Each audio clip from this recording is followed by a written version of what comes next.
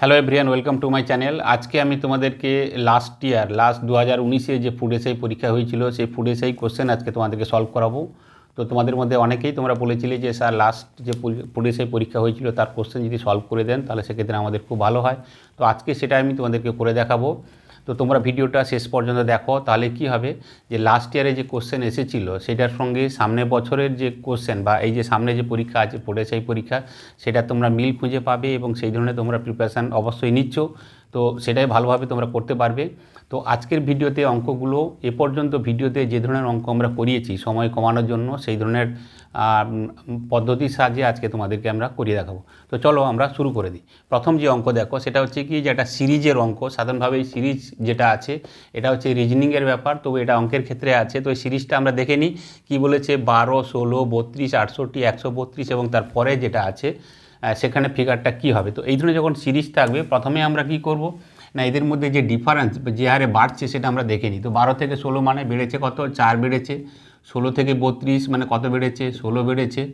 আর 32 থেকে 68 তো সেক্ষেত্রে কত বেড়েছে না 36 বেড়েছে। এবং 68 থেকে 32 তো সেক্ষেত্রে কত বেড়েছে না 64 বেড়েছে।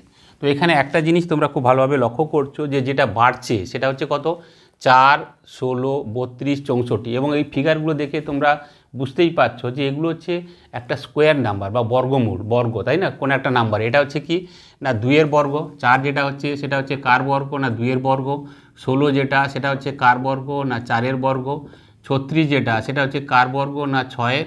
এবং যেটা 64 সেটা হচ্ছে কার বর্গ না 8-এর বর্গ। সুতরাং রিলেশান আমরা পেয়েছি। সেটা হচ্ছে কি যে পরপর যে সংখ্যাটা বাড়ছে সেটা কিভাবে না এক একটা বর্গ, যেটা কি 2-এর স্কোয়ার বেড়েছে, তারপরে 3-এর বাড়েনি, 2-এর পরে 4-এর বেড়েছে স্কোয়ার, তারপরে 6-এর স্কোয়ার বেড়েছে, তারপরে 8-এর স্কোয়ার বেড়েছে।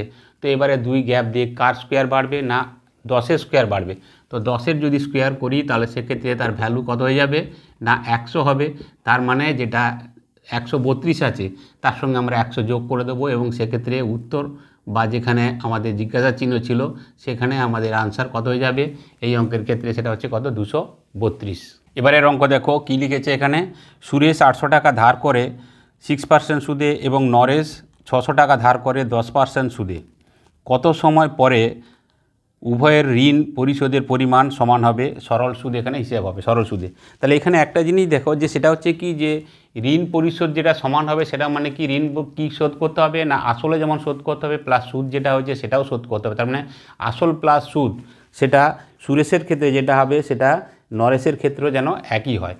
তো এক্ষেত্রে একটা জিনিস দেখো, প্রথম বলছে সুরেশের ক্ষেত্রে কত, তাহলে কি আসল প্লাস সুদ দুটো মিলেই কিন্তু হবে।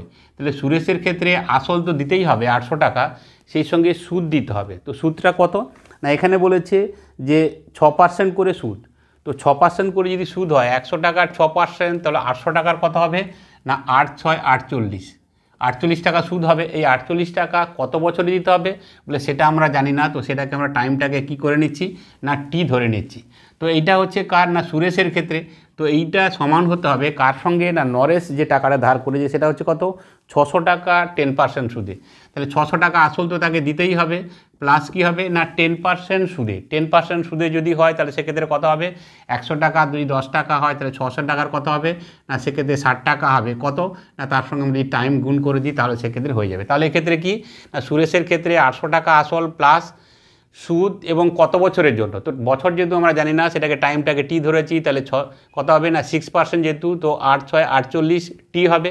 আর এক্ষেত্রে যেটা কি দিয়েছিল না নরেশের ক্ষেত্রে যেটা দিয়েছিল 600 টাকা তো আসল তাকে দিতেই হবে, সেই সঙ্গে কি দিয়েছে 10% হারে 600 টাকা। 10% হারে 600 টাকা মানে কি 100 টাকা যদি কত হয় না 100 টাকা সুদ হচ্ছে 10 টাকা 100, হ্যাঁ, তাহলে সেক্ষেত্রে 600 টাকা সেক্ষেত্রে কত হয়ে যাবে না 60 টাকা হবে। এবং সেটা কত বছরে দিতে হবে না আমরা যেহেতু টাইম জানি না তো সময়টা সেটা আমরা কেন কী করলাম টি আমরা লিখলাম।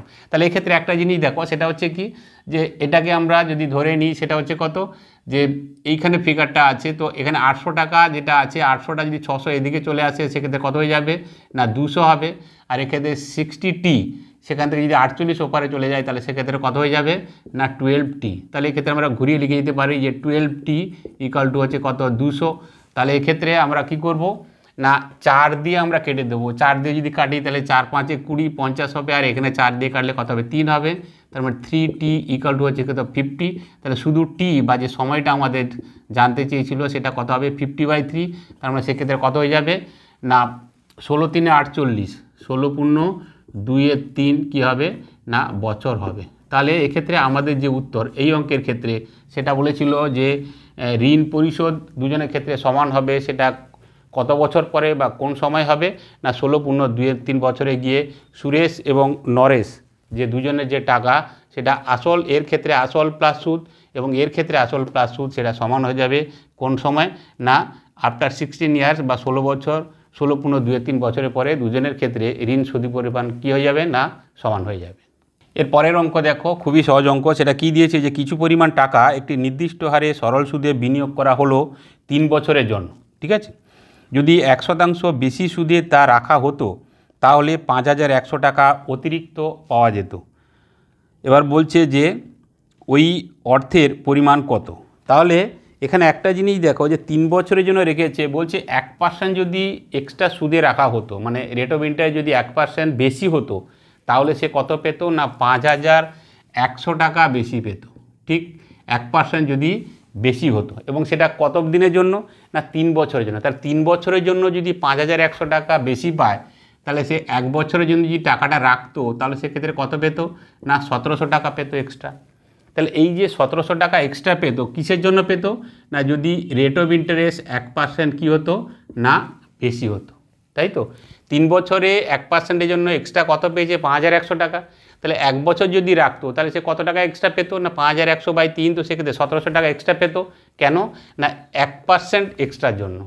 তাহলে 1% এক্সট্রার জন্য যদি 1700 হয়, তাই না, তাহলে এক্ষেত্রে আমরা এইটুকু করে নিই যে 1%-এর জন্য যদি কত হয় না 1700 টাকা হয় তাহলে কত টাকা না সেটাকে আমরা সবসময় 100% ধরি।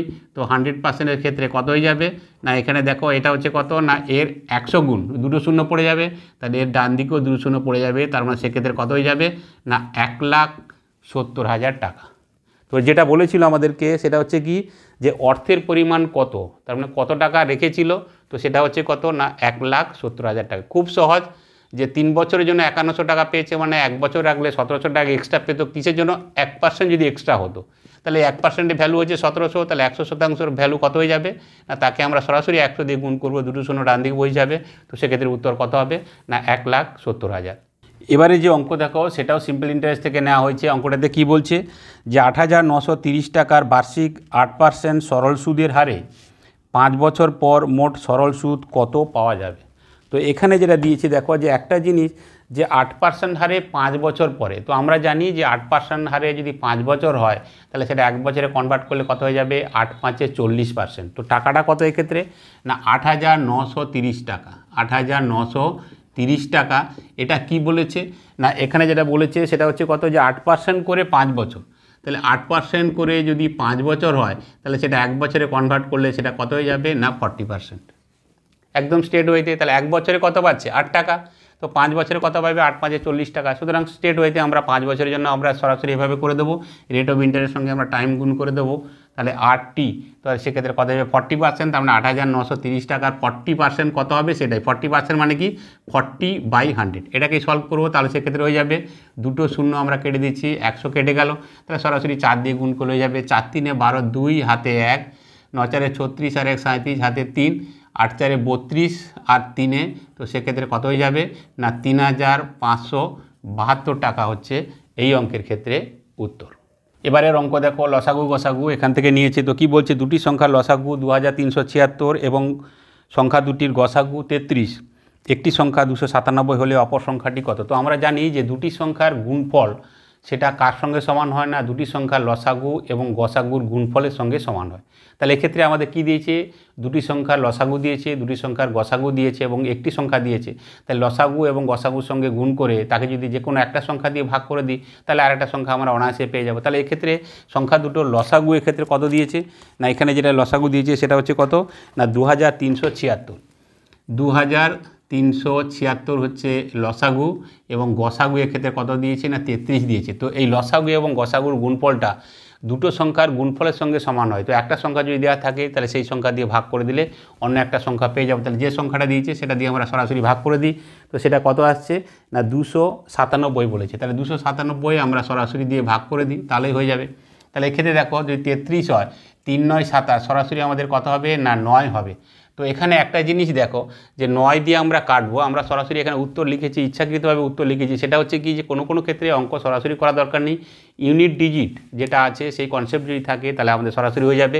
9-এর সঙ্গে কত গুণ করলে 6 হবে না 9-এর সঙ্গে আমরা জানি 9 4 36, 4 যদি গুণ করি তাহলে সেক্ষেত্রে হবে, তার মানে যে উত্তর হবে তার ডান দিকে কী হতে হবে 4 হতে হবে। যদি একটাই অপশান থাকে তাহলে সেক্ষেত্রে আমরা সরাসরি সেখানেই চলে যাব এবং সেটাই আমাদের ক্ষেত্রে উত্তর হয়ে যাবে। যদি একাধিক থাকে যে ডান দিকে 4 আছে তাহলে সেক্ষেত্রে আমরা করব, কিন্তু যদি দেখে নিই যে 9 আছে ওর উপরে কত আছে 23 6 আছে, তাই 9-এর সঙ্গে কত গুণ করলে 6 হয় না 9 4 36, তাহলে উত্তরের ডান দিকে অবশ্যই 4 হবে। যদি একটা থাকে সরাসরি সেটাকে আমরা করব, তাহলে সেক্ষেত্রে হয়ে যাবে। আর যদি 9 দিয়ে করো তাহলে সেক্ষেত্রে দেবে সেটা কত হয়ে যাচ্ছে না 264 হবে। সুতরাং এক্ষেত্রে উত্তর যেটা বিতে আছে অপশান 264, সেটাই হচ্ছে সঠিক আনসার। এবারে যে অঙ্ক সেটা হচ্ছে সময় এবং কার্য, সেই চ্যাপ্টার থেকে নেওয়া হচ্ছে। অঙ্কটাতে কি বলছে যে 3 জন লোক কোনো একটি কাজ 18 দিনে করে, 6 জন বালক ওই একই কাজ 18 দিনে করে, তাহলে 4 জন লোক এবং 4 জন বালক একত্রে কত দিনে ওই কাজটি শেষ করবে। তাহলে এক্ষেত্রে একটা জিনিস দেখো যে 3 জন লোক 18 দিনে করছে আর 6 জন বালকও 18 দিনে করছে। তাহলে এক্ষেত্রে একটা জিনিস আমরা খুব সহজেই বলতে পারবো যে 3 জন লোক বা 3 ম্যান ইকুয়াল টু কী হবে না 6 বয়। কিছুদিন আগের ভিডিও আমি তোমাদের করেছিলাম টাইম অ্যান্ড ওয়ার্ক থেকে, সেটা হচ্ছে কি যে 3 জন লোকের ক্ষেত্রে 18 দিন সময় লাগছে আর 6 জন বালকের ক্ষেত্রেও ঠিক একই দিন লাগছে, 18 দিন লাগছে। তার মানে 3 জন লোকের যে ক্ষমতা সেটা হচ্ছে 6 জন বালকের ক্ষমতা, ঠিক আছে। তাহলে এক্ষেত্রে আমরা সরাসরি এটাকে ছোটো করে নেবো, সেটা হচ্ছে কত এখানে 1 হবে আর এখানে কত হবে 2 হবে, তার 1 ম্যান ইকুয়াল টু কী হবে না 2 বি। তো এক্ষেত্রে আমরা এদের যে কার্যক্ষমতা বা কর্মক্ষমতা সেটা আমরা করব। এম কত হবে না এমটাকে অফ করব বলেছিলাম, যেটা দেখা যাবে সেটা এম এর নিচে লিখব। আর যখন বি করব বিটাকে অফ করব, যেটা দেখা যাবে সেটা হচ্ছে বি বা বয়ের নিচে রাখবো। তার মানে এমের ক্ষেত্রে যদি 2 হয় তাহলে বয়ের ক্ষেত্রে কত হবে না 1 হবে। তাহলে এক্ষেত্রে কাজ কত না কাজ যেটা আছে সেটা হচ্ছে কত যে কোনো একটা করলে হবে, যে 3 জন লোক 18 দিনে করছে এটা করলেও হবে, অথবা 6 জন বালক 18 দিনে করছে সেটা করলেও হবে, তোমাদেরকে শিখিয়েছিলাম যে কোনো একটা করলে হবে। তাহলে সেক্ষেত্রে কত হবে 3 ম্যান, তো 3 জন লোক কত দিনে করে না 18 দিনে করে। এবার আমাদের যেটা জানতে চেয়েছে সেটা হচ্ছে কি যে 4 জন লোক এবং 4 জন বালক, তাহলে সেক্ষেত্রে কী হবে 4 জন লোক, তাহলে 4 ম্যান প্লাস 4 বয়, এদের ক্ষেত্রে কত সময় লাগবে। তো আমরা এম এবং বি এর মান আমরা জানি, তাহলে এম এর মান কত 2, তাহলে উপরে সেটা কত হবে না 3 2 6 গুণিতক 18, আর নিচে কত হবে না 4m, 4m মানে কত 4 2 8, আর বি এর মান কত 4, 1 আছে, তাহলে সে কত হবে 4 2 8 আর 4, তো সেক্ষেত্রে কত হয়ে যাবে না 12 হয়ে যাবে। তাহলে 6 দিয়ে কাটবো 2 হবে, 2 দিয়ে কাটবো 9 হবে, তার মানে সেক্ষেত্রে আমাদের উত্তর কত হয়ে যাবে না 9 দিন। এটাই হয়ে যাচ্ছে আমাদের উত্তর। তার মানে 4 জন লোক এবং 4 জন বালক যদি একত্রে ওই কাজটি করে তাহলে সেক্ষেত্রে কতদিন সময় লাগবে 9 দিন সময় লাগবে। এবারে যে অঙ্ক দেখো সেটাও টাইম অ্যান্ড ওয়ার্ক থেকে নিয়েছে। অঙ্কটাতে কি বলছে এ কোনো কাজ 4 দিনে করতে পারে এবং বি সেই কাজটি শেষ করতে পারে 12 দিনে, দুজনে মিলে একত্রে কাজটি করলে কত দিনে তা শেষ হবে। তো এক্ষেত্রে দেখো আমরা আগের যে নিয়মে করলাম অনুপাতের দিক থেকে সেভাবে করলে হবে, অথবা এই ধরনের অঙ্কের ক্ষেত্রে আমরা একটা ফর্মুলা জানি, সেটা হচ্ছে কি যে এ একটা দিনে করছে বি আর একটা দিনে করছে, তো দুজনে মিলে করলে সেটার ক্ষেত্রে কি হয় না সেটার ক্ষেত্রে তোমাদেরকে বলেছিলাম এভাবেও করা যাবে, সেটা হচ্ছে কি যে a into b by a plus b, এই ফর্মুলার সাহায্যেও করা যাবে, অথবা ঠিক এর আগের অঙ্ক যেভাবে করলাম ঠিক একই রকমভাবে এটাকেও করা যাবে। তো এক্ষেত্রে কি বলেছে না এ 4 দিনে করে এবং বি 12 দিনে করে, তাহলে এক্ষেত্রে কত হবে না এ 4 দিনে এবং বি 12 দিনে আর এ প্লাস বি, তাহলে সেক্ষেত্রে কত হয়ে যাবে না 4 প্লাস 12, তার মানে সেক্ষেত্রে কত হয়ে যাবে না 4 গুণিতক 12, আর এক্ষেত্রে কত হয়ে যাবে 16 হয়ে যাবে, 4 4 16, 4 দিয়ে কাটলে কত হবে 3, তার মানে এক্ষেত্রে আমাদের উত্তর কত হয়ে যাবে না 3 দিন হচ্ছে এই অঙ্কের ক্ষেত্রে উত্তর। এবারের অঙ্ক হচ্ছে কি বয়স সংক্রান্ত অঙ্ক। অঙ্কটা দেখে নিই আমরা কি বলছে। 7 বছর পূর্বে এ এবং বি এর অনুপাত বয়সের অনুপাত ছিল 3:4, ঠিক আছে। তাহলে এখান থেকে দেখো দুজন আছে, একজন হচ্ছে কি না এ এবং আর একজন হচ্ছে কে না বি। প্রথমটা যেটা দিয়েছে এদের ক্ষেত্রে অনুপাত কত না 3:4, তো প্রথম যে অনুপাত দিয়েছে এ এবং বির মধ্যে সেটা হচ্ছে কত না 3:4, এবং এটা কত না 7 বছর পূর্বে, ঠিক আছে। একটা হচ্ছে কি না পূর্বে এবং পরে যেটা দিয়েছে সেটা কত দিয়েছে না 9 বছর পরে তাদের অনুপাত হবে 7:8। 9 বছর পরে যেটা হচ্ছে সেটা হচ্ছে কত না 7:8 এবং সেটা হচ্ছে কত না 9 বছর পরে। এই দুটো জিনিস এক্ষেত্রে দিয়েছে। তো এই ধরনের অঙ্ক তো আমরা করেছি, খুব সহজে আমরা করতে পারবো। তো সেক্ষেত্রে জানতে চেয়েছি কার ক্ষেত্রে, যে বিয়ের বর্তমান বয়স কত, কারণ বিয়ের ক্ষেত্রে আমাদের বয়স জানতে চেয়েছে। তো এক্ষেত্রে এই ধরনের অঙ্কের ক্ষেত্রে আমরা প্রথমে দেখে নেব যে এদের ক্ষেত্রে যে কী আছে না যেটা বেড়েছে সেটা যে অনুপাত সেটা কতটা সমান আছে কিনা। যদি সমান না থাকে তাহলে সমান করতে হবে, আর যদি সমান থাকে তাহলে সেক্ষেত্রে কোনো অসুবিধা নেই। তো এর ক্ষেত্রে কত হয়েছে না 3 থেকে 7 হয়েছে, তার মানে কত বেড়েছে না 4 অনুপাত বেড়েছে। আর সেক্ষেত্রে বিয়ের ক্ষেত্রে কত হয়েছে না 4 থেকে 8 হয়েছে। তো এর ক্ষেত্রেও কত অনুপাত বেড়েছে না 4 অনুপাত বেড়েছে। তো এখানে এই যে 4 অনুপাত যেটা বেড়েছে সেটা কিসের জন্য হয়েছে না একটা হচ্ছে 7 বছর পূর্বে এবং আরেকটা হচ্ছে কত না 9 বছর পরে। তার মানে আজকের দিনের ক্ষেত্রে যদি আমি হিসাব করি, একটা হচ্ছে কত না 7 বছর পূর্বে এবং আরেকটা হচ্ছে কত না 9 বছর পরে। তার মানে এদের যোগফল কত না 9 আর 7 16। তার মানে 4 অনুপাত যদি 16 হয় তাহলে সেক্ষেত্রে 1 অনুপাত বা 1 ইউনিট কত হবে না 16/4। তো সেক্ষেত্রে কত হবে না 4 বছর হয়ে যাবে। ঠিক আছে, তাহলে এক্ষেত্রে দেখো যে 4 বছর হচ্ছে কি 1 অনুপাত বা একটা ইউনিট। তো সেক্ষেত্রে আমাদের খুব সহজে বের করবো বলেছে বিয়ের বর্তমান বয়স কত। তো বিয়ের যদি বর্তমান বয়স বের করে হয় আমরা 4 নেবো অথবা 8 নেবো। যদি 4 দিয়ে ধরি তাহলে সেক্ষেত্রে 7 বছর পূর্বে মানে তার সঙ্গে 7 যোগ করতে হবে। আর যদি 8 নিয়ে ধরি তাহলে সেক্ষেত্রে যা বেরোবে সেখান থেকে 9 বছর পরে, তাহলে সেক্ষেত্রে 9 আমাকে বিয়োগ করতে হবে। যে কোনো একটা করবো। তাহলে 4 অনুপাত কত হবে, 1 অনুপাত যদি 4 হয় তাহলে 4 অনুপাত কত হবে 4 4 16 বছর। কিন্তু এই 16 বছর বলেছে 7 বছর আগে ছিল 16 বছর, তাহলে এখন কত, তাহলে এখন তো 7 বছর আরও বেড়ে গেছে। তাহলে সেক্ষেত্রে কী হবে 16 সঙ্গে আমরা 7 যোগ করে দেবো। তার মানে সেক্ষেত্রে আমাদের উত্তর কত হয়ে যাবে না 23 বছর হচ্ছে বিয়ের বর্তমান বয়স। তাহলে বুঝতেই পারলে যদি আমরা 8 দিয়ে করতাম তাহলে সেক্ষেত্রে একই রকম উত্তর হতো। সেক্ষেত্রে কত হতো না 8 4 32 হয়ে যেত। তো 32 থেকে 32 কখন হচ্ছে না 9 বছর পরে হচ্ছে। তাহলে এখন কত না 9 বছর আমরা বিয়োগ করে দেবো। তাহলে 32 থেকে যদি 9 করি তাহলে সেক্ষেত্রেও আমাদের উত্তর কী হতো না 23 বছর। তো এবারের অঙ্ক বয়স সংক্রান্ত অঙ্কটাতে কি বলছে এখানে যে পিতার বয়স পুত্রের বয়সের 9 গুণ। তো পিতার বয়স পুত্রের বয়সের 9 গুণ মানে কি যে পুত্র যদি 1 গুণ হয় তাহলে পিতা কি হবে না 9 গুণ হবে। বছরের দিক থেকে পুত্র যদি 1 বছর হয় তাহলে সেক্ষেত্রে পিতা কত হবে না 9 বছর হবে। তো এবং বলছে মাতার বয়স পুত্রের বয়সের 8 গুণ। তার মানে পুত্র যদি 1 গুণ হয় তাহলে মাতা কত হবে না 8 গুণ হবে। এবার বলছে পিতা ও মাতার বয়সের যোগফল 51 বছর। তো পুত্রের বয়স কত। তাহলে এক্ষেত্রে একটা জিনিস দেখো যে পিতা হচ্ছে কত না পিতা হচ্ছে পুত্রের থেকে কত 9 গুণ বড় এবং মাতা হচ্ছে কত না 8 গুণ বড়। তাহলে পিতার ক্ষেত্রে হচ্ছে 9 গুণ বড় আর মাতা হচ্ছে কত না 8 গুণ বড়। তাহলে এক্ষেত্রে কত না দুজনের মিলে টোটাল যে কত গুণ না 17 গুণ। কার না তার ছেলের বা পুত্রের থেকে। তো এই 17 গুণ অনুপাতের দিক থেকে বা রেশিওর দিক থেকে হচ্ছে কত না 9 টাইমস প্লাস 8 টাইমস মানে 17 টাইমস বা 17 ইউনিট আমরা বলতে পারি। যে এই যে 17 ইউনিট এর যে ভ্যালু সেটা কত দিয়েছে না দুজনের বয়সের যোগফল হচ্ছে কত না 51 বছর। তার মানে আমরা যেটা দেখলাম যে অনুপাতের দিক থেকে যে ছেলের বয়সের বাবা হচ্ছে কত 9 গুণ আর মা হচ্ছে ছেলের বয়স যা আছে তার ঠিক 8 গুণ। তার মানে ছেলে যদি 1 গুণ হয় বাবা হবে 9 গুণ আর মা হবে 8 গুণ। তো টোটাল হচ্ছে কত না 9 আর 8 17 গুণ বা 17 ইউনিট। তো এদের যোগফল কত না বলে দিচ্ছে পিতা মাতার বয়সের যোগফল 51। তার মানে 17 ইউনিট মানে হচ্ছে কত না 51। তাহলে সেক্ষেত্রে 1 ইউনিট বা যেটা সেটা কত হবে না 51/17। তো সেক্ষেত্রে আমাদের উত্তর কত হয়ে যাবে না 3 বছর। তার মানে ছেলের বয়স যেটা জানতে চেয়েছিল সেটা হচ্ছে কত 3 বছর। তার কারণ আমি প্রথমেই বলেছি যে বাবা যদি 9 গুণ হয় তাহলে ছেলে ক গুণ হবে না 1 গুণ হবে, বা মা যদি 8 গুণ হয় তাহলে ছেলে ক গুণ হবে 1 গুণ হবে। তাহলে দুজনের যোগফল 17 ইউনিটে সেটাই হচ্ছে দুজনের যোগফল বয়স কত 51। তাহলে 1 ইউনিট বা 1 গুণ মানে কত না 3 বছর। আর প্রথমেই বলেছিলাম ছেলে হচ্ছে কত না 1 গুণ। তাহলে সেক্ষেত্রে ছেলের বর্তমান বয়স কত না 3 বছর। তো এবারের অঙ্ক দেখো টাইম অ্যান্ড ওয়ার্ক থেকে নিয়েছি। অঙ্কটা আমরা দেখে নিই কী বলছে। এ বি এর তুলনায় 20% কম কাজ করে। যদি এ কোনো কাজ 7.5 ঘন্টায় শেষ করে তাহলে বি ওই কাজটি কত ঘন্টায় করবে বা কতক্ষণে করবে আর কি। তাহলে এক্ষেত্রে দেখো বলছে এ বি এর তুলনায় 20% কাজ কম করে। দুটো জিনিস এক্ষেত্রে কিন্তু খেয়াল রাখতে হবে। সেটা হচ্ছে কি যে এ এবং বি বলছে যে এ বি এর তুলনায় 20% কাজ কম করে। তার মানে বি যদি 100 করে তাহলে এ কত করবে না 80 করবে। তো যদি আমরা এটাকে ছোট করে নিই তাহলে সেক্ষেত্রে কত হবে এটা হচ্ছে 4 আর এটা হচ্ছে কত 5। ঠিক আছে। তাহলে দেখো বি কি করছে না, বি কিন্তু কাজটা বেশি করছে। তো যে কাজ বেশি করে তার সময় কি হবে, কম লাগবে, তাই তো? যে কাজ বেশি করে তার সময় কম লাগবে, আর যে কাজ কম করে তার সময় বেশি লাগবে। তাহলে সময়ের দিক থেকে যদি আমরা এদের অনুপাত করি তাহলে সেক্ষেত্রে কী হবে না A/B। তাহলে কি হবে না, বি যেহেতু বেশি কাজ করছে তাহলে এর ঠিক রিভার্স হবে।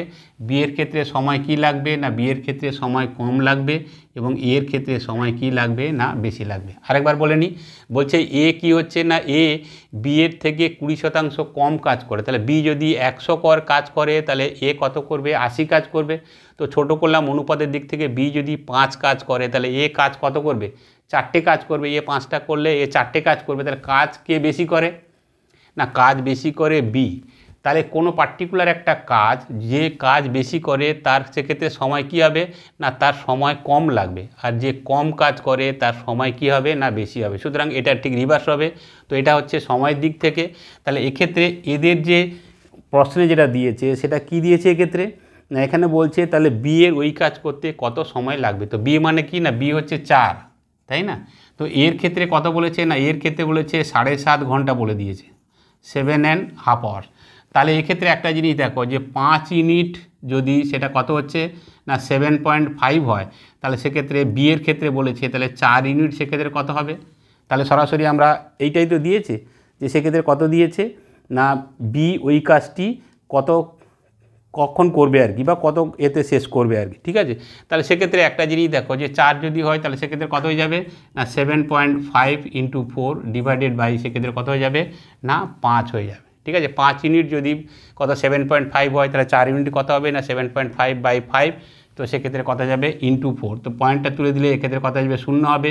25 দিয়ে কাটবো, 25 × 3 = 75, আর এখানে 25 × 2 = 50, 2 দিয়ে কাটবো 2 হবে। তার মানে সেক্ষেত্রে কত হয়ে যাবে না 6 আওয়ার। তার মানে এক্ষেত্রে যেটা বলেছিল যে বি ওই কাজটি কতক্ষণে করবে না, সেটা হচ্ছে কত না 6 ঘন্টায়। সুতরাং প্রথমে যেটা বলেছিল যে বি 100 করলে এ 80 করে, তার মানে বি এর কী হচ্ছে কর্মক্ষমতা বেশি। সুতরাং এর ক্ষেত্রে যদি 7.5 ঘন্টা লাগে তাহলে ডেফিনেটলি বি যেহেতু বেশি তার কর্মক্ষমতা, তার ক্ষেত্রে কম সময় লাগবে, 7.5 ঘন্টা কম হবে। তো সেটা উত্তর কত এক্ষেত্রে না 6 ঘন্টা। এবারে যে অঙ্ক দেখো সেটা হচ্ছে মিক্সচার অ্যালিগেশন। এই চ্যাপ্টার থেকে অঙ্কটাতে কি বলছে, একজন মুদি 2 টাকা 4 পয়সা প্রতি কেজি দরের গম এবং 2 টাকা 88 পয়সা প্রতি কেজি দরের গম কোন অনুপাতে মিশ্রণ করলে মিশ্রিত গমের প্রতি কেজির দর 2 টাকা 52 পয়সা হবে। তাহলে এটা হচ্ছে কি না, একদম যে মিশ্রণে যে চ্যাপ্টার রয়েছে তার একদম বেসিক পদ্ধতি, সেটার সাহায্যে আমরা খুব সহজে করব। 2 ধরনের গম বলেছে, একটা হচ্ছে কত না, একটা হচ্ছে 2 টাকা 4 পয়সা, এবং আরেকটা যে গম মেশাচ্ছে সেটা হচ্ছে কত না 2 টাকা 88 পয়সা, ঠিক আছে। এবং এদের যে মিশ্রণ যেটা হবে সেটা কত দাম বলেছে না 2 টাকা 52 বলেছে। তাহলে এক্ষেত্রে আমরা খুব সহজে এটাকে আমরা মিশ্রণের যে বেসিক পদ্ধতি আছে সেটার সাহায্যে আমরা করে ফেলবো।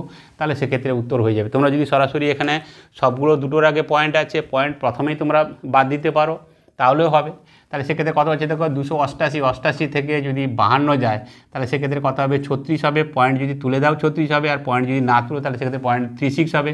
আর এক্ষেত্রে 2 টাকা 52 থেকে যদি 2 টাকা 4 যায় তাহলে সেক্ষেত্রে কত হয়ে যাবে না 48 হবে। পয়েন্ট না তুলে সেক্ষেত্রে কত হবে না 0.48। তাহলে দুটোর ক্ষেত্রে পয়েন্ট আমরা তুলে দিচ্ছি। তাহলে এক্ষেত্রে কত হয়ে যাবে না 12 দিয়ে কাটবো, তাহলে সেক্ষেত্রে কত হবে 12 × 3 = 36 এবং 12 × 4 = 48। তার মানে এক্ষেত্রে দুটো গমকে কী অনুপাতে মেশাতে হবে যাতে মিশ্রিত গমের দাম হবে 2 টাকা 52। তো সে উত্তর হচ্ছে কত না 3:4 এই অনুপাতে মেশাতে হবে। এবারের অঙ্ক দেখো কি বলছে, 300 টাকা পি কিউ আর এর মধ্যে এমনভাবে ভাগ করে দেওয়া হলো যাতে কিউ পি অপেক্ষা 30 টাকা বেশি পায় এবং আর কিউ অপেক্ষা 60 টাকা বেশি পায়, তাহলে তাদের অংশের অনুপাত কত। তাহলে এখানে দেখো টোটাল হচ্ছে কত না, টোটাল হচ্ছে 300 টাকা, 3 জনকে ভাগ করে দিতে হবে। তো এদের অনুপাত কী হবে সেটা আমাকে জিজ্ঞেস করেছে। 3 জন আছে, একজন হচ্ছে পি, আর একজন হচ্ছে কিউ, আর একজন হচ্ছে কে না আর। তো প্রথম যেটা বলেছে সেটা হচ্ছে যে পি কি বলেছে যে এমনভাবে ভাগ করে দেওয়া হলো যাতে কিউ পি এর অপেক্ষা 30 টাকা বেশি পায়। কিউ হচ্ছে কি না পি এর অপেক্ষা 30 টাকা বেশি পায়, এ 30 টাকা বেশি পাবে। তাহলে এটা যদি আননোন, এটাকে আমরা এক্স ধরছি, তাহলে কিউ কত পাবে না এ যা পাবে, পি যা পাবে তার থেকে কি হবে না 30 টাকা এ বেশি পাবে, প্রথম কন্ডিশন। দ্বিতীয় কন্ডিশনে কি বলছে যে আর কিউ অপেক্ষা 60 টাকা বেশি পায়। তো আর কত পাবে না কিউ যা পাচ্ছে তার থেকে 60 টাকা বেশি পাবে। তো এ কত পাচ্ছে না এক্স প্লাস 30, তো আরও 60 টাকা যোগ হবে, তার মানে 30 আর 60, তো সেক্ষেত্রে আর কত পাবে না সেক্ষেত্রে কত না এক্স প্লাস 90। তো এই তিনটেকে যদি আমরা যোগ করে দিই তো এটার মান কত হয়ে যাবে না এটা হচ্ছে 300 টাকা। তাহলে সেক্ষেত্রে আমরা সরাসরি অনুপাত আমরা এক্ষেত্রে সরাসরি বের করতে পারবো। তাহলে কি হচ্ছে দেখো, প্রথমে বললো কিউ কত পাচ্ছে না পি যা পাচ্ছে তার থেকে 30 টাকা বেশি পাচ্ছে। তাহলে যেটা পি তাকে আমরা এক্স ধরলাম, তাহলে এর থেকে 30 টাকা বেশি মানে এক্স প্লাস 30। আর কত পাচ্ছে না কিউ যা পাচ্ছে তার থেকে 60 টাকা বেশি। তো এ কত পাচ্ছে কিউ পাচ্ছে এক্স প্লাস 30, তো এর সঙ্গে 60 যোগ করে দেবো, তাহলে কত হবে এক্স প্লাস কত হয়ে যাবে না 90 হয়ে যাবে। তো এই তিনটের ভ্যালু হচ্ছে কত না 300 টাকা। তাহলে সেক্ষেত্রে আমরা সরাসরি করে ফেলতে পারবো, সেটা হচ্ছে কত এক্স আছে 1 2 3, তার মানে এক্ষেত্রে কত হচ্ছে 3x ইকুয়াল টু 300 হচ্ছে এখানে কত হয়ে যাবে না এখানে 30 আর কত 90 120 এখানে আমরা বাদ দিয়ে দেবো, তাহলে সেক্ষেত্রে কত হয়ে যাবে না 180। তাহলে এক্ষেত্রে এক্স কত হয়ে যাবে না 180 বাই কত হচ্ছে 3, তার মানে সেক্ষেত্রে কত হচ্ছে না 60। তার মানে এক্সের মান হচ্ছে কত 60। তাহলে এক্ষেত্রে আমরা পি কিউ এবং আর এদের মধ্যে অনুপাত করতে পারবো। এক্স মানে কত না 60 আর কিউ কত হবে না এক্স প্লাস 30, তার মানে 60 আর প্লাস 30 কত হবে না 90 হবে। আর কত হবে না এক্স প্লাস 90, তার মানে 60 প্লাস 90, তো সেক্ষেত্রে কত হয়ে যাবে না 150 হয়ে যাবে। তো সেক্ষেত্রে প্রত্যেকটাকে আমরা কি করব না 30 দিয়ে কাটবো। 30 দিয়ে যদি কাটি তাহলে সেক্ষেত্রে কত হবে 30 2 60, 30 3 90 আর 30 5 150। তার মানে এদের ক্ষেত্রে যে অনুপাত সেটা কি হবে না 2:3:5। এবারের অঙ্ক খুবই সহজ অঙ্ক। অঙ্কটা কি বলছে দেখো, যদি 15টি ডিমের ক্রয় মূল্য 75 টাকা হয় তাহলে 4 ডজন ডিমের ক্রয় মূল্য কত। তাহলে এক্ষেত্রে একটা জিনিস দেখো যে 15টা ডিমের দাম 75 টাকা, তাহলে একটা ডিমের দাম আগে বের করে নিই। তাহলে 15টা ডিমের দাম যদি 75 টাকা হয় তাহলে সেক্ষেত্রে একটা ডিমের দাম কত হবে না 15 5 75, তাহলে এক্ষেত্রে একটা ডিমের দাম কত না 5 টাকা। তো আমাদের জানতে চেয়েছে কত না 4 ডজন ডিমের দাম কত, বলে 4 ডজন মানে কত না 12তে 1 ডজন হয়, তাহলে 4 ডজন মানে কত না 48টা ডিমের দাম কত। তো সেক্ষেত্রে আমরা একটা ডিমের দাম যদি 5 টাকা হয় তাহলে সেক্ষেত্রে 48টা ডিমের দাম কত সেটা আমরা বের করব। তাহলে হয়ে যাবে 8 5 40, 5 4 20 আর 4 24, তো সেক্ষেত্রে আমাদের উত্তর কত হয়ে যাবে না 240 টাকা। তার মানে যেটা দিয়েছিল যে 4 ডজন ডিমের ক্রয় মূল্য কত, তো সেটা হচ্ছে কত 240 টাকা। এবারের অঙ্কটা দেখে নিই। অঙ্কটাতে বলছে যে পি কিউ এবং আর একটি ব্যবসা শুরু করে। কিউ যে পরিমাণ বিনিয়োগ করে পি তার 3 গুণ বিনিয়োগ করে এবং আর যা বিনিয়োগ করে কিউ তার 2/3 অংশ বিনিয়োগ করে। পি কিউ এবং আর এর মূলধনের অনুপাত কত। মূলধনের অনুপাত জানতে চেয়েছে এবং এক্ষেত্রে 3জন মানুষ আছে, 3জন লোক আছে, একজন হচ্ছে পি আর একজন হচ্ছে কিউ এবং আর একজন হচ্ছে কে না আর। কন্ডিশান কি দিয়েছে, দুটো কন্ডিশান। প্রথমে যেটা দিয়েছে সেটা হচ্ছে কি পি কি বলেছে না পরিমাণ বিনিয়োগ করে, কিউ যে পরিমাণ বিনিয়োগ করে পি তার 3 গুণ বিনিয়োগ করে। তাহলে কিউ যে পরিমাণ বিনিয়োগ করে, যদি বলি যে কিউ 1 টাকা বিনিয়োগ করে তাহলে পি কি করবে তার 3 গুণ বিনিয়োগ করে। তার মানে এ যদি 1 টাকা বিনিয়োগ করে কিউ, তাহলে পি তার 3 গুণ মানে কত না 3 টাকা বিনিয়োগ করবে, প্রথম যেটা দিয়েছিল। এবং পরে যেটা দিয়েছে সেটা হচ্ছে কত, এবং আর যা বিনিয়োগ করে কিউ তার 2/3 অংশ বিনিয়োগ করে। আর যা বিনিয়োগ করে তার 2/3 অংশ। এই যে 2/3 অংশ, 2/3 অংশ মানে কি কিউ আর যা করছে তার কিউ কি করছে তার 2/3 অংশ মানে তার 3 ভাগের 2 ভাগ বিনিয়োগ করছে কে না কিউ করছে। তার মানে এখানে খুবই স্পষ্ট যে 2/3 মানে কি যে আর যদি 3 টাকা বিনিয়োগ করে তাহলে কিউ কত করছে না 2 টাকা করছে। এইটুকুই শুধু, যে এখানে কি বলছে যে কিউ কত করছে না আর যা বিনিয়োগ করে তার 2/3 অংশ। তার 2/3 অংশ মানে কি কিউ আর যদি 3 টাকা বিনিয়োগ করে তাহলে কিউ কি করবে না 2 টাকা বিনিয়োগ করবে। তার মানে কিউ এবং আর এদের মধ্যে অনুপাত কত হবে না 2:3। তাহলে এটাকে আমরা যে কোনো একটা হয় এখানে করব না এখানে করব। আমরা এক্ষেত্রে একাধিক নিয়ম আছে, আমরা এখানে 1 বসিয়ে দেবো, এখানে 2 বসাবো, তারপরে গুণ করবো, করার দরকার নেই আদৌ। এখানে 1 থাকলে 3 হচ্ছে, তাহলে 1-এর জায়গায় যদি 2 হয় তাহলে এখানে 3-এর জায়গায় কত হয়ে যাবে না 6 হয়ে যাবে। তো সেক্ষেত্রে এদের মূলধনের অনুপাত কত হয়ে যাবে না 6:2:3 এদের হচ্ছে মূলধনের অনুপাত। ঠিক আছে, তো সহজেই আমরা করে ফেলতে পারলাম। প্রথমে যেটা বলেছিল যে পি কী করছে, কিউ যা বিনিয়োগ করছে তার 3 গুণ বিনিয়োগ করছে এবং কিউ কত করছে না আর যা বিনিয়োগ করছে তার 2/3 বিনিয়োগ করছে। তার মানে আর যদি 3 ভাগ বিনিয়োগ করে তাহলে কিউ করবে কত 2 ভাগ। তার মানে আর যদি 3 হয় কিউ হচ্ছে কত 2। তাহলে এক্ষেত্রে কত না এখানে যখন কিউ যখন 1 তখন পি হচ্ছে 3। তাহলে কিউ যদি 1-এর জায়গায় 2 হয় ডাবল হয় তাহলে পি 3-এর জায়গায় কত হয়ে যাবে না 6 হয়ে যাবে। তাহলে এক্ষেত্রে পি কিউ আর এদের মূলধনের অনুপাত কত হয়ে যাবে 6:2:3। এবারের অঙ্ক দেখো, দুধ এবং জল মেশানোর ব্যাপারটা রয়েছে। অঙ্কটাতে বলছে জগৎরাম একজন দুধ বিক্রেতার কিছু পরিমাণ দুধ আছে বিক্রয়ের জন্য। এবার বলছে কোন অনুপাতে জল মেশালে সে মিশ্রণটির ক্রয় মূল্যের বিক্রয় করলে 5% লাভ হবে। তাহলে এক্ষেত্রে কিন্তু বলেছে যে কি অনুপাতে জল মেশালে, তাহলে কি হবে না জলের যে অনুপাত সেটা কিন্তু কি হবে না আগে থাকতে হবে। এইটুকু কিন্তু তোমরা খেয়াল রাখবে, ঠিক আছে। তাহলে এক্ষেত্রে একটা জিনিস দেখো যে প্রথমে যেটা ছিল সেটা হচ্ছে কি যে দুধ আছে তার কাছে, সেটা হচ্ছে কত না সে ধরো 100 লিটার। তাহলে 1 টাকা করে যদি বিক্রি করে তাহলে কি হবে 100 টাকায় সে পেয়ে যাবে। এবার বলছে সে 5% লাভ করতে চাইছে, ওই 1 টাকা দরেই কিন্তু হবে। ক্রয় মূল্য কিন্তু কি থাকবে না 100 টাকা যেটা আছে 100 লিটারের দাম 100 টাকা, তাহলে 1 লিটারের দাম 5 টাকা 1 টাকা ওই দামেই বিক্রি করবে, কিন্তু 5% লাভ করতে চাইছে। তাহলে কি করতে হবে না জল মেশাবে, জলের তো কোনো দাম হয় না, তাই না। তাহলে কি হবে না 100 টাকা যদি ক্রয় মূল্য হয় তাহলে 5% যদি লাভ করতে চায় তাহলে কি হবে সেক্ষেত্রে তাকে টোটাল তার যে দাম সেটা কত হতে হবে না 105 টাকা হতে হবে, তবেই তার 5% লাভ হবে, তাই না। তাহলে এই যে 5% যেটা হয়েছে সেই 5% কী করতে হবে তাকে জল মেশাতে হবে। তাহলে এই যে 5% জল মেশাতে হবে কার সঙ্গে মেশাতে হবে না 100 লিটার যেটা রয়েছে বা 100% সঙ্গে করতে হবে। এইটা হচ্ছে তার দুধ রয়েছে 100% বা যেটা রয়েছে সেটা হচ্ছে কত না এটা হচ্ছে দুধ রয়েছে। আর তাহলে কী হবে যেহেতু 5% লাভ করতে চাইছে তাহলে সরাসরি 5% তাকে কী করতে হবে না সরাসরি জল মেশাতে হবে, জলের তো কোনো দাম হয় না। তাহলে এদের মধ্যে যেটা রেশিও সেটা হচ্ছে কত না 5:100 বা সেক্ষেত্রে কত হয়ে যাবে না 1:20। তার মানে সেক্ষেত্রে জল মেশাতে হবে কত জল বা দুধ এই দুটোর ক্ষেত্রে যে অনুপাত হবে সেটা হচ্ছে কত না 1:20। তার মানে প্রতি 20 লিটারে সে যদি 1 লিটার জল মিশিয়ে দেয় তাহলে সেক্ষেত্রে কী হবে ক্রয় মূল্যে যদি সে দুধটা বিক্রি করে তাহলে সেক্ষেত্রে তার 5% লাভ হবে। এবারের অঙ্ক দেখো সিঁড়িভাঙা অঙ্ক। তো অঙ্কটা খুবই সহজ, এর আগে তোমাদের করে দিয়েছি, প্লাস তোমাদের সিঁড়িভাঙা অঙ্কের উপর তো আমার ভিডিও দেওয়া আছে, তো তোমরা যারা দেখেছো তারা সবাই জানো। তো এই ধরনের যখন অঙ্ক থাকবে এখানে কি দিয়ে যদি x+1 এইভাবে দিয়ে = 2 হয় তাহলে এক্সের মান কত। তো এক্ষেত্রে আমরা প্রথমে কি করব না এই পোর্শনটা যেটা রয়েছে সেটাকে আমরা প্রথমে সলভ করে নেব। তাহলে সেক্ষেত্রে কী হবে খুব সহজ, আমরা তো শিখেই গেছি।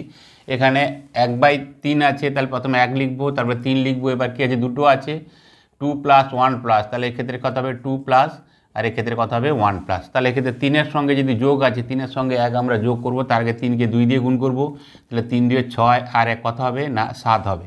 এবার 7-এর সঙ্গে 3 গুণ করব, তার আগে কি হবে 1 গুণ হবে, 1 গুণ বা না করলেও হবে, তাহলে 7 থেকে 7 আর 3 কত হবে না এক্ষেত্রে 10 হয়ে যাবে। তাহলে এক্ষেত্রে আমরা খুব সহজভাবে যখন বলেছিলাম যে 1/, থাকবে সেক্ষেত্রে কী হবে না পরপরই হবে। তার মানে এক্ষেত্রে কত হবে না 7/10 হচ্ছে শুধু এই যে পোর্শনটা এরই হচ্ছে মান। তো এটা কি আছে তার আগে x+ আমরা লাগিয়ে দেবো x+, এবং এটা সমান কত দিয়েছে না 2 দিয়েছে। তাহলে এক্ষেত্রে এর ভ্যালু কত হবে না 2, আর এক্ষেত্রে 7/10 এটা ডান দিকে চলে যাবে। তাহলে এক্ষেত্রে কত হয়ে যাবে 2 থেকে যদি 7-এর 10 মাইনাস হয় তাহলে সেক্ষেত্রে হবে কত না 1/3-10। তো 1/3-10 মানে 10 থেকে 10 আর 3 13/10 হচ্ছে এই অঙ্কের ক্ষেত্রে সঠিক উত্তর। তো 13/10 আমরা এখানে কোথায় দেখতে পাচ্ছি না 4টে যে অপশান আছে তার মধ্যে বিতে যেটা দেওয়া আছে সেটাই হচ্ছে সঠিক অ্যান্সার। এবারে দেখো এবারে যেটা দিয়েছে সেটা হচ্ছে কি যে ক্যালেন্ডারে অঙ্ক দিয়েছে। ক্যালেন্ডারে অঙ্ক কি বলছে অদ্য বা আজ সোমবার হলে ঠিক 64 দিন পরে কী বার হবে। একদম সহজ অঙ্ক, 64 দিন পরে। আজকে যেটা বলেছে সেটা হচ্ছে টুডে, তাই না। তো টুডে আজকে কি দিয়েছে না আজকে দিয়েছে মানডে, তাই না। আজকে হচ্ছে কি না সোমবার। বলছে যে 64 দিন পরে কী বার হবে। তো 64 দিন পরে কী বার হবে, তো সেক্ষেত্রে একটা জিনিস দেখো যে 64 দিন এই ধরনের অঙ্ক করার ক্ষেত্রে আমরা এক্ষেত্রে কি করব না প্রথমে অড ডে বের করব। অড ডেটা কি না প্রতি 7 দিন অন্তর তো সেই দিনটা হচ্ছে, তাই না। প্রতি 7 দিন অন্তর ওই দিনটা ফিরে আসছে, তাহলে 7 দিয়ে আমরা ভাগ করব, 7, 9, 63। তাহলে সেক্ষেত্রে যেটা একদিন বেরোলো এই একদিন হচ্ছে কি না এটা হচ্ছে অড ডে, ঠিক আছে। এই একদিন হচ্ছে কি না অড ডে। তার মানে যে একদিন যেটা বেরিয়েছে, তাহলে আজকে যদি সোমবার হয়, সোমবারের সঙ্গে 1 যোগ করব, তাহলে সেক্ষেত্রে আমাদের উত্তর কি হয়ে যাবে না টিউসডে, বা সেক্ষেত্রে উত্তর কত হয়ে যাবে না মঙ্গলবার। সুতরাং বুঝতেই পারছো যে 64 দিন পরে যদি বলে যে আজকে যদি সোমবার হয়, একদিন পরে কত হবে, একদিন পরে মঙ্গলবার হবে, তাই না? তো এক্ষেত্রে ঠিক তেমনি 64 দিন আমরা অড ডে বের করবো, প্রথমে 7 দিয়ে ভাগ করবো, 7 9 63, 1 যেটা রিমাইন্ডার সেটাই হচ্ছে অড ডে। তার মানে একদিন পরে কবে হবে না সোমবার যদি আজকে হয়, তাহলে সেক্ষেত্রে উত্তর কত হয়ে যাবে না মঙ্গলবার উত্তর হবে। এবারের প্রশ্নটা দেখে নিই আমরা, কি বলছে যে সোমবার থেকে বুধবার এর গড় উষ্ণতা 37 ডিগ্রি সেলসিয়াস এবং মঙ্গলবার থেকে বৃহস্পতিবারের গড় উষ্ণতা হচ্ছে 34 ডিগ্রি সেলসিয়াস। যদি বৃহস্পতিবারের উষ্ণতা সোমবারের উষ্ণতার 4/5 হয়, তাহলে বৃহস্পতিবারের উষ্ণতা কত? তাহলে এক্ষেত্রে একটা জিনিস দেখো, সেটা হচ্ছে কি যে প্রথমে দিয়েছে কি সোম থেকে বুধবার, তার মানে সেক্ষেত্রে কবে হবে, সোমবার মানে হচ্ছে Monday plus Tuesday plus Wednesday, এই 3 দিনের যে গড় উষ্ণতা সেটা কত বলেছে এক্ষেত্রে না, সেটা বলেছে কত না 37 ডিগ্রি সেলসিয়াস। তারপরে 37, একে টোটাল কত হবে 3 দিয়ে আমরা গুণ করে দেবো, তাহলে সেক্ষেত্রে কত হবে 7 3 21 আর 3 3 9, তো সেক্ষেত্রে কত হয়ে যাবে না 111 হবে। এরপরে যেটা দিয়েছে সেটা কবে না মঙ্গলবার থেকে বৃহস্পতিবার। মঙ্গলবার মানে কি না মঙ্গলবার প্লাস বুধবার প্লাস বৃহস্পতিবার থার্সডে। তো সেক্ষেত্রে এদের যে গড় দিয়েছে সেটা এক্ষেত্রে কত দিয়েছে না, এটা দিয়েছে তোমার 34 ডিগ্রি সেন্টিগ্রেড। তাহলে এক্ষেত্রে কত হবে 34, এটাও 3 দিন, কী দিয়েছে মঙ্গলবার বুধবার বৃহস্পতিবার 3 দিন, তাহলে 3 দিয়ে আমরা গুণ করে দেবো, তাহলে সেক্ষেত্রে 3 4 12, 2 হাতে 1, 3 3 9 আর 1 10, ঠিক আছে। তো এটাকে আমরা সরাসরি জাস্ট যদি বিয়োগ করে দিই, তাহলে সেক্ষেত্রে কত হয়ে যাবে 111 থেকে যে 2 যায়, তাহলে সেক্ষেত্রে কত হবে 9 হবে। আর এখানে বিয়োগ যদি সবগুলো করে দিই, তাহলে সেক্ষেত্রে কত হবে, এখানে মঙ্গলবার কেটে যাবে, বুধবার কেটে যাবে, শুধুমাত্র থাকবে কি সোমবার মাইনাস বৃহস্পতিবার। এইটা সমান কত বেরিয়েছে না 9 ডিগ্রি সেন্টিগ্রেড, ঠিক আছে। তো সেক্ষেত্রে একটা জিনিস দেখো, তার মানে কি মঙ্গলবার এবং বৃহস্পতিবারের মধ্যে যে পার্থক্য সেটা হচ্ছে কত না 9 ডিগ্রি। তো আমাদের যেটা জানতে চেয়েছে সেটা হচ্ছে কত না, সেটা বলেছে যে বৃহস্পতিবারের কত হবে, ঠিক আছে। তো বৃহস্পতিবারের কত হবে না, এখানে একটা জিনিস দেখো যে 9 এবং আর কি 9 এদের মধ্যে কি আছে না, একটা জিনিস শুরুতেই শেষে বলে দিয়েছে, সেটা হচ্ছে কি যে যদি বৃহস্পতিবারের উষ্ণতা সোমবারের উষ্ণতার 4/5 হয়, তার মানে সোমবার একটা হচ্ছে কি না, একটা হচ্ছে সোমবার এবং আর একটা হচ্ছে কি না বৃহস্পতিবার। এখানে বলে দিয়েছে যে যদি বৃহস্পতিবারের উষ্ণতা সোমবারের 4/5, সোমবারের 4/5 মানে কি যে সোমবার যদি 5 হয়, তাহলে বৃহস্পতিবার কত হবে 4 হবে। বলেছে যে বৃহস্পতিবারের উষ্ণতা সেটা সোমবারের 4/5, সোমবারের 4/5 মানে কি না সোমবার যদি 5 হয়, তাহলে সেক্ষেত্রে এটা কত হয়ে যাবে না 4 হয়ে যাবে। তাহলে এক্ষেত্রে দেখো আমরা এখানে পেয়ে গেছি, সেটা হচ্ছে কত যে এখানে দিয়েছি যে এদের মধ্যে পার্থক্য হচ্ছে কত না, পার্থক্য হচ্ছে 9, আর এদের মধ্যে পার্থক্য হচ্ছে কত 1, তাহলে এই 1 গুণ যদি 9 হয়, আমাকে জানতে চেয়েছে কোন দিনের, বৃহস্পতিবার। তো বৃহস্পতিবার কত 4 গুণ, তাহলে সেক্ষেত্রে 9-এর সঙ্গে আমরা 4 গুণ করে দেবো, তাহলে সেক্ষেত্রে কত হয়ে যাবে না 36 ডিগ্রি সেলসিয়াস হচ্ছে কি না বৃহস্পতিবারের উষ্ণতা হবে। এবং এটাই হচ্ছে এই প্রশ্নের ক্ষেত্রে উত্তর। তাহলে খুব সহজভাবে আমরা করব, সেটা হচ্ছে কি প্রথম 3টের যেটা টোটাল টেম্পারেচার আর পরের 3টের যে টোটাল টেম্পারেচার করলাম, মাইনাস করার সঙ্গে সঙ্গে মঙ্গলবার এবং বুধবার তো অফ হয়ে গেল, সোমবার মাইনাস বৃহস্পতিবার, তাদের এই দুটো দিনের উষ্ণতা যে পার্থক্য সেটা হচ্ছে কত না 9 ডিগ্রি। আর এখানে যেটা একটা কনক্লুশন লাস্টে বলেছে যে বৃহস্পতিবারের উষ্ণতা কত না সোমবারের 4/5, সোমবারের 4/5 মানে কি বৃহস্পতিবারের দিনে যদি 4 ডিগ্রি হয়, তাহলে সোমবারের ক্ষেত্রে কত হবে 5 ডিগ্রি। তাহলে এদের ক্ষেত্রে পার্থক্য কত না 1 ইউনিট। তো এই 1 ইউনিট এই পার্থক্য মানে হচ্ছে 9, তাই না। তাহলে এক্ষেত্রে বৃহস্পতিবারে যদি জানতে চেয়েছে, তাহলে সেক্ষেত্রে 4 ইউনিট কত হবে না 9 4 36। যদি সোমবারের ক্ষেত্রে বলতো, তাহলে সেক্ষেত্রে কী হবে 1 ইউনিট যদি 5 হয়, তাহলে সোমবারের ক্ষেত্রে কত হয়ে যেত না 9 5 45। তো এক্ষেত্রে যেহেতু বৃহস্পতিবার চেয়েছে, তাহলে সেক্ষেত্রে উত্তর কত হবে না 36 ডিগ্রি সেলসিয়াস। তো এবারের অঙ্ক দেখো, সিম্পলিফিকেশান কী দিয়েছে 2/3 এর 1/2 এর 75% এর 540। তো এটাকে আমরা কিভাবে করছি দেখো না 2/3 আর এর মানে কি না গুণ হবে, তাহলে 5 একে 5 আর 2 7/5 আবার এর মানে গুণ, আর 75%কে আমরা কি করতে পারি না 75/100, বা সেটাকে আমরা কি বলতে পারি 3/4, 3/4। 25 দিয়ে কাটলে 25 3 75, আর 100কে 25 দিয়ে কাটলে কত হবে 4 হবে। তো 75% মানে কি 3/4, আর এর মানে গুণিতক, তো সেক্ষেত্রে কত হয়ে যাবে না 540। এটাকে আমরা সলভ করব, তাহলে সেক্ষেত্রে আমাদের সরাসরি হয়ে যাবে। 3 দিয়ে আমরা কাটছি, 3 আর 3 কেটে গেল, ঠিক আছে। এখানে 2 দিয়ে কাটছি, 2 হবে। এখানে 5 2 10, তো 0 কেটে যাবে, তাহলে সেক্ষেত্রে শুধুমাত্র কি থাকছে না 7, এবং আর কি থাকছে না 54 থাকছে। তো এটাকে করলে কত হবে 7 4 28, আর 7 5 35, আর 2 সেক্ষেত্রে কত হয়ে যাবে না 37। তো এক্ষেত্রে উত্তর কত হয়ে যাবে না 378। তো এখানে যে ভগ্নাংশগুলো আছে সেটাকে এর মধ্যে কোনটি বড় আমাদের জানতে চেয়েছে। তো এই বড় বা ছোট নির্ণয় করার ক্ষেত্রে আমাদের একাধিক নিয়ম আছে। তো সেক্ষেত্রে আমাদের যে ক্ষেত্রে যে নিয়ম প্রযোজ্য, যদি ছোট ছোট এই ধরনের সংখ্যা থাকে তাহলে সেক্ষেত্রে সরাসরি যেটা মনে হয় যে কোনাকুনি গুণ করে যদি আমরা করি তাহলে সেক্ষেত্রে খুব সহজ হবে। অনেকেই বলো যে এদের মধ্যে ডিফারেন্স দিয়ে শিখেছি, 7 আর 9 ডিফারেন্স, 11 আর 4 14 ডিফারেন্স 3, এদের মধ্যে 1 সেভাবে হবে, নিচেরগুলো সমান করে সেভাবে হবে।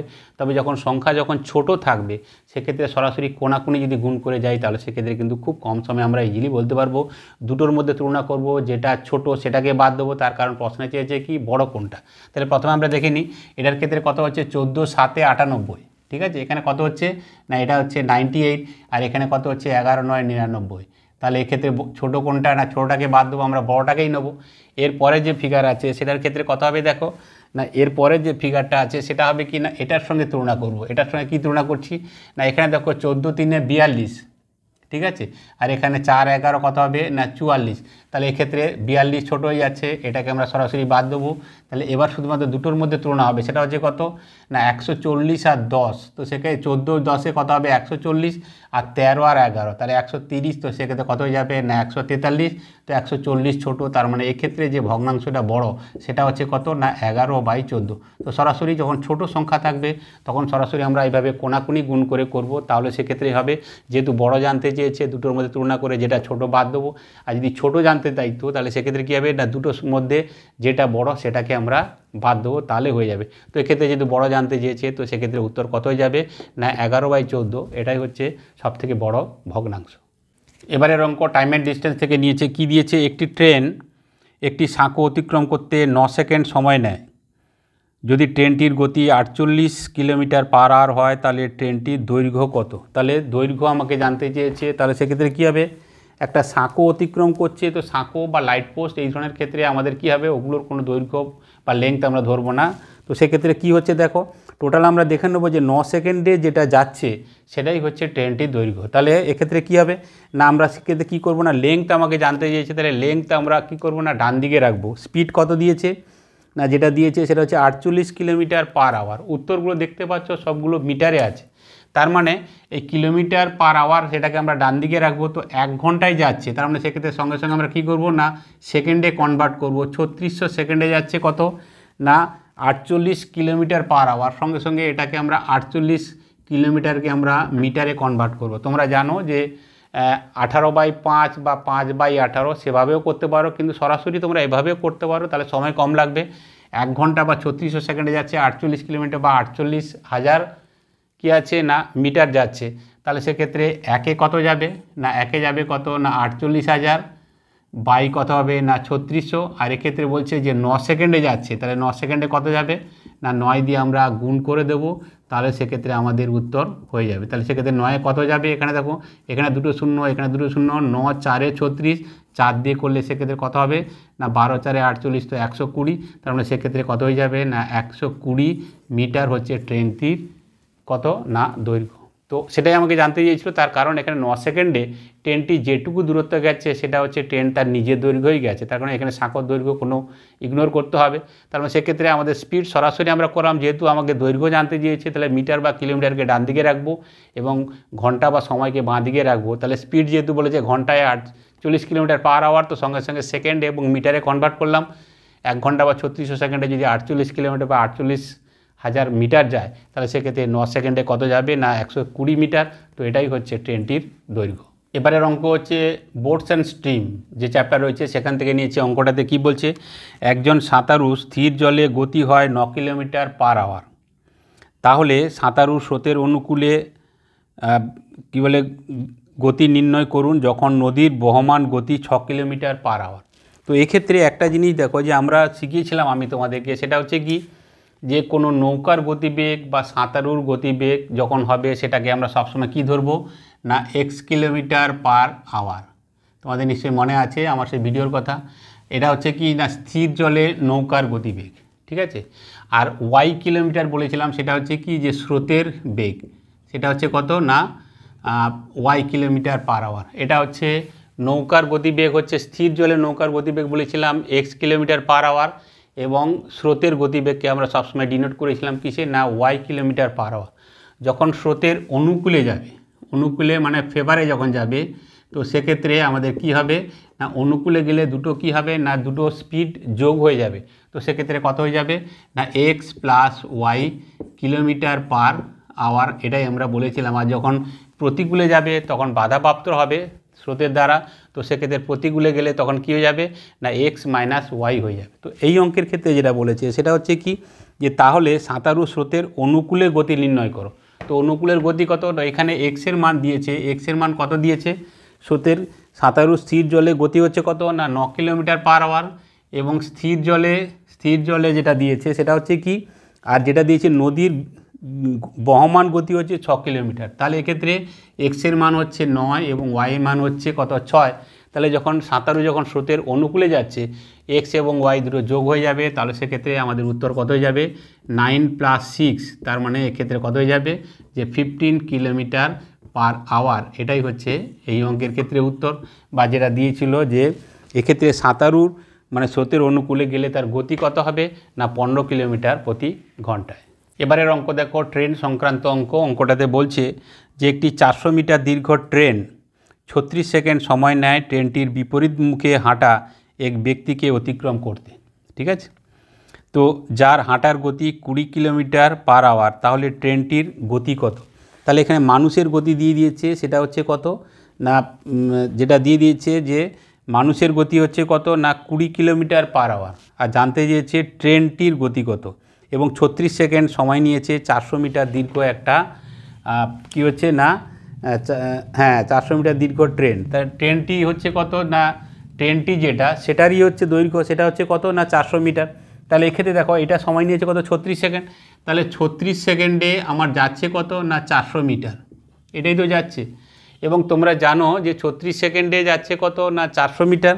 এবং এক্ষেত্রে একটা জিনিস দেখো যে এর যে গতি হবে সে গতি তাহলে কত হবে না 36 সেকেন্ড নয়, আমাকে কী করতে হবে না 1 ঘন্টায় কত যাচ্ছে সেটা আমাকে বের করতে হবে। তাহলে আমরা এক্ষেত্রে এক করবো কত না সরাসরি আমরা এইটুকু করে দিতে পারি যে 36 সেকেন্ড, তো সেটা একে কত যাবে না 400/36। আর যদি আমরা করি যে 1 ঘন্টা বা 3600 সেকেন্ডে কত যাবে, তাহলে সেক্ষেত্রে কত হবে 400/36 ইন্টু কত হয়ে যাবে না 3600, ঠিক আছে। তাহলে 36 দিয়ে কেটে যাবো, তাহলে সেক্ষেত্রে কত হয়ে যাবে না 100 হয়ে যাবে। তাহলে সেক্ষেত্রে কত হয়ে যাচ্ছে না 400-র পরে দুটো শূন্য হয়ে যাবে। তো সেক্ষেত্রে এটা হচ্ছে কত না 400 মিটার, বা এক্ষেত্রে কত হয়ে যাবে না 40 কিলোমিটার পার আওয়ার। তো এই যে 40 কিলোমিটার পার আওয়ার, এটা এই যে গতিটা বেরোলো, এই গতিটাতে কি আছে না এই গতিতে কিন্তু যেহেতু এদের যে ডিরেকশান সেটা হচ্ছে কি না অপোজিট, ট্রেন যেদিকে দিয়ে যাচ্ছে মানুষটি তার বিপরীত দিকে আসছে, সেটাই প্রথমে বলে দিয়েছে যে বিপরীত মুখে হাঁটা এক ব্যক্তি। তাহলে যখন বিপরীত মুখে হাঁটবে তখন আপেক্ষিক গতিবেগ তখন কি হয়ে যায় না প্লাস হয়ে যায়, আর যখন একই দিকে যায় তখন সেক্ষেত্রে আপেক্ষিক গতিবেগ কী হয়ে যায় না মাইনাস হয়ে যায়। তো এক্ষেত্রে যেহেতু বিপরীত দিকে হাঁটছে তার মানে এদের দুজনের স্পিড কী হয়ে গেছে না যোগ হয়ে গেছে। তো যোগ হয়ে সেটা কত হয়ে গেছে না 40 কিলোমিটার পার আওয়ার। তো এই 40 কিলোমিটারের মধ্যে কি আছে না মানুষের গতিবেগ আছে কত 20 কিলোমিটার পার আওয়ার। তাহলে 40 থেকে যদি 20 বাদ দিয়ে দিলে বাদ বাকি যেটা থাকবে সেটা হচ্ছে কি না ট্রেনের গতিবেগ, এবং সেটা হচ্ছে কত না 20 কিলোমিটার প্রতি ঘন্টা। তাহলে বোঝা গেল সেটা হচ্ছে প্রথমে আমরা দেখে নেব যে টোটাল স্পিডটা কত, স্পিড কত না 36 বিপরীত মুখে হাঁটছে এবং 36 সেকেন্ডে 400 মিটার কভার করেছে। তাহলে 1 ঘন্টা বা 3600 সেকেন্ডে কত গেছে না 40,000 মিটার বা 40 কিলোমিটার গেছে।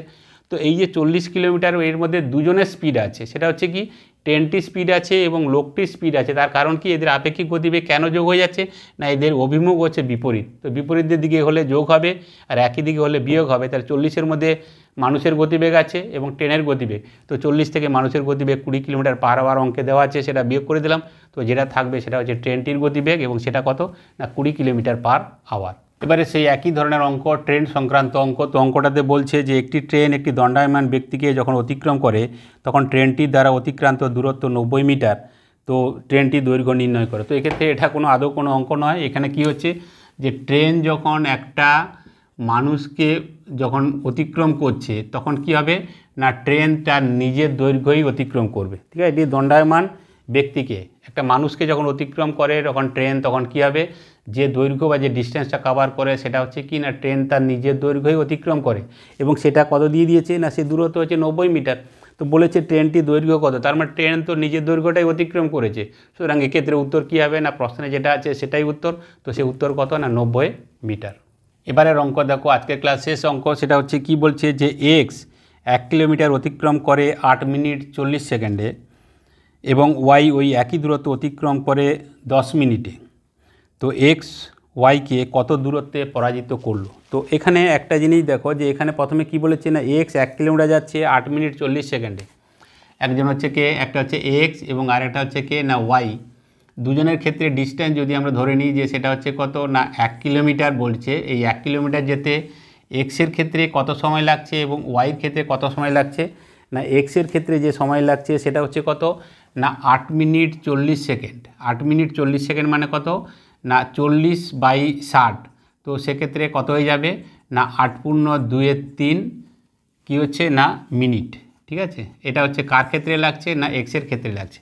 আর ওয়াইয়ের ক্ষেত্রে কত সময় লাগছে না ওয়াইয়ের ক্ষেত্রে লাগছে কত না 10 মিনিট সময় লাগছে। ওয়াইয়ের ক্ষেত্রে যেটা সময় লাগছে সেটা হচ্ছে কত না 10 মিনিট। সেটাই দিয়েছে যে এক্স 1 কিলোমিটার যেতে সময় লাগছে 8 মিনিট 40 সেকেন্ড বা 8 পূর্ণ 2/3 মিনিট, আর ওয়াইয়ের ক্ষেত্রে সময় লাগছে কত 10 মিনিট। তার মানে কে তাড়াতাড়ি যাচ্ছে না এক্স আগে যাচ্ছে, কেন ওই 1 কিলোমিটার যেতে এক্সের সময় লাগছে 8 পূর্ণ 2/3 মিনিট, আর সেটা ওয়াইয়ের ক্ষেত্রে কত লাগছে না 10 মিনিট লাগছে। তাহলে এক্ষেত্রে একটা ডিস্টেন্স যদি হয়, এই ডিস্টেন্সটা কত না যদি ধরে নিই যে এটা হচ্ছে কত না 1 কিলোমিটার, তাহলে এই 1 কিলোমিটার কি হবে না প্রথমে কে পৌঁছে যাবে না প্রথমে এক্স পৌঁছে যাবে, তাই না। ও তো 1 কিলোমিটার যেতে কত 8 পূর্ণ 2/3 মিনিট লাগাচ্ছে।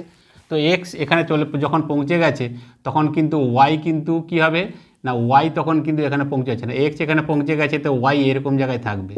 তার কারণ কি না ওয়াই পুরোটা কমপ্লিট করতে এখানে আসতে গেলে কত সময় লাগবে না 10 মিনিট সময় লাগবে। তো 10 মিনিটে এক্স চলে গেছে কিন্তু 8 পূর্ণ 2/3 মিনিটে, তখন ওয়াই তখন কোথায় আছে না এইখানে আছে। তাহলে সে দেখতে হবে যে ওয়াই ওই সময় কতটা যাচ্ছে। তো ওয়াই দেখো একটা জিনিস দেখো যে 10 মিনিটে সে কত যাচ্ছে না 8 পূর্ণ যেটা দিয়েছে সেটা হচ্ছে 10 মিনিটে 1 কিলোমিটার যাচ্ছে। তো 1 কিলোমিটার মানে আমি সেক্ষেত্রে করে দিই সেটা হচ্ছে কত না 1000 মিটার। তাহলে 1 মিনিটে সে কত যাবে না 1000 ডিভাইডেড বাই 10, এবং এক্ষেত্রে কত না সে যাবে কত না ওই একই সময় এই 8 পূর্ণ 2/3 মিনিটে তো এক্স পৌঁছে গেছে। তাহলে ওয়াই যেটা আছে সে ওয়াই ওই মিনিটে কত যাবে না 8 কত হবে না 8 3 24 2 26/3। তাহলে 26/3 এই মিনিটে সে কতটা যাবে। তো সেক্ষেত্রে আমরা 26/3 দিয়ে আমরা সরাসরি গুণ করে দেবো, তাহলে সেক্ষেত্রে আমাদের হয়ে যাবে। তো সেটা কত হচ্ছে দেখো 10 দিয়ে কাটছি, একটা শূন্য চলে গেল, তাহলে সেক্ষেত্রে কত হচ্ছে না 2600/3। এটা হচ্ছে কি যে এ যাচ্ছে সে কে না ওয়াই যাচ্ছে 8 পূর্ণ 2/3 মিনিটে কত যাচ্ছে না 2600/3। তাহলে এক্ষেত্রে দেখো এক্স কত গেছে না এক্স তো সরাসরি চলেই গেছে। এক্স কত গেছে না এক্স এখানে দেখো 1000 মিটার চলে গেছে, তাই না 1000 মিটার চলে গেছে। তো সেখান থেকে আমি বাদ দেবো কত না আর গেছে কত সেই একই সময়ে 2600/3। তাহলে এটাকে আমরা বাদ দেওয়ার জন্য এটাকে কি করতে পারি না যেহেতু এখানে 3 আছে তাহলে এটাকে আমরা 3 দিয়ে আমরা গুণ করে যদি 3 দিয়ে ভাগ করে দিই তাহলে সে 1000 হয়ে যাবে। এখানে তো 1000 ছিল, তো আমি উপরটাকে 3 দিয়ে গুণ করলাম, নিচেরটাকেও 3 দিয়ে গুণ করলাম, তাহলে আমাদের অঙ্ক খুব সহজ হয়ে যাবে। 3 3 যেহেতু উপরে আছে তাহলে সেক্ষেত্রে কী হবে না 3000 মাইনাস 2600 ডিভাইডেড বাই 3, তার মানে সেক্ষেত্রে কত হয়ে যাবে 400/3। তো 400/3 মানে কত হয়ে যাবে 3 একে 3, 3 3 9, আবার 3 3 9, তো সেক্ষেত্রে কত হয়ে যাবে না এত হচ্ছে এত মিটার। এদের মধ্যে যেটা বলেছিল সেটা হচ্ছে কি যে এক্স এবং ওয়াইয়ের মধ্যে যেটা কি হবে যে কত দূরত্বে পরাজিত করবে। ঠিক আছে, এক্স ওয়াইকে কত দূরত্বে পরাজিত করবে না 133.13 মিটার দূরত্বে পরাজিত করবে। তার মানে যে এক্স যখন চলে গেছে একদম এন্ডে 1 কিলোমিটারে যখন চলে গেছে তখন ওয়াই এসে পৌঁছচ্ছে এই জায়গায়, তার মানে এই যে দূরত্ব, এই দূরত্ব কত না 133.13 মিটার। সুতরাং অঙ্ক কিন্তু একটু যদি বুঝে নাও তাহলে সেক্ষেত্রে হয়ে যাবে যে আমরা কাকে আমরা প্রথমে ধরছি না, এই দুজনের মধ্যে আগে তো এক্স চলে যাবে, তার কারণ এক্স কম সময়ে তাড়াতাড়ি পৌঁছে যাচ্ছে, তাহলে এক্স যখন পৌঁছে যাচ্ছে সেটা কত না 8.23 মিনিট, তাহলে আমরা দেখবো যে ওয়াই ওই 8.23 মিনিটে কত যাচ্ছে, বলে 10 মিনিটে যাচ্ছে 1 কিলোমিটার, তাহলে ওই কী আছে না 8.23 বা 26/3 মিনিটে কত যাবে না যে 2600/3। তো সেটা আমরা বিয়োগ করব কি না এর ক্ষেত্রে 1 কিলোমিটার বা 1000 মিটার, আর এর ক্ষেত্রে 2600/3, যেহেতু 3 ছিল তাহলে 1000কে আমরা 3 করলাম বাই 3, তার মানে 1000 হবে। তো সরাসরি সেক্ষেত্রে আমাদের উত্তর কত হয়ে গেল না 133.13 মিটার দূরত্বে পরাজিত করবে। তো আজকে আমি তোমাদেরকে 25টা অঙ্ক করালাম, 50টা করে অঙ্ক থাকে, তো 50টার মধ্যে আজকে যেহেতু ভিডিও অনেক লেংদি হয়ে যাবে 25টা করলাম। তো আমরা যেভাবে অঙ্ক করেছি ঠিক সেই ধরনের অঙ্কই তোমাদেরকে আজকে করালাম। আশা করি তোমরা বুঝতে পেরেছো, যেখানে অসুবিধা হবে ভিডিও আরেকবার দেখে নিও, তাহলে সেক্ষেত্রে হবে। তো আজকের ক্লাস কেমন হলো তোমরা অবশ্যই কমেন্ট করে জানিও, ভালো হলে তোমরা লাইক করবে, আর এরপরে যে 25টা অঙ্ক সেটা পরের ক্লাসে আমি তোমাদের করিয়ে দেবো। তো আজকের ভিডিওতে যারা নতুন তোমরা দেখছো, তোমাদের যদি মনে হয় যে না এখান থেকে আমি গতবারের কোশ্চেন এবং সামনে যে পরীক্ষা আছে তো সেটার সঙ্গে আমি মিল খুঁজে পাচ্ছি বা আমার আইডিয়া অনেকটা ক্লিয়ার হয়েছে, তাহলে তোমরাও এই চ্যানেলটাকে সাবস্ক্রাইব করে দিয়ে পাশে থাকা বেল আইকন প্রেস করে দিও, তাহলে এই ধরনের প্রতিনিয়ত তোমরাও ভিডিও কিন্তু পেতে থাকবে। তাহলে আজকে এখানেই শেষ করছি ক্লাস, দেখা হবে পরের ক্লাসে।